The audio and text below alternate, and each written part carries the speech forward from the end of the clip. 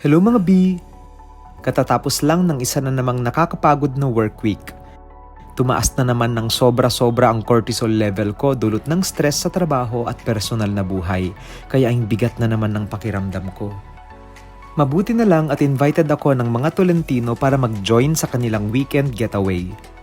Sa likod na kami ng pick-up sumakay ni Doc Camille para i-enjoy ang maaliwalas na hangin. Mas malaya din kaming nakakapagkwentuhan kung kami lang ang nakakarinig ng mga kwento namin sa isa't isa.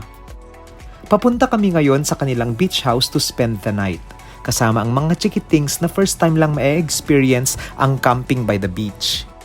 Medyo malayo sa kabihasnan ang beach house ni na Doc at mahirap din ang signal doon. Kaya perfect opportunity ito to detach myself from the outside world at mag-reflect. Noong naibaba na namin yung mga gamit, dali-dali na kaming tumungo sa seashore para i-enjoy ang paglubog ng araw. Makalipas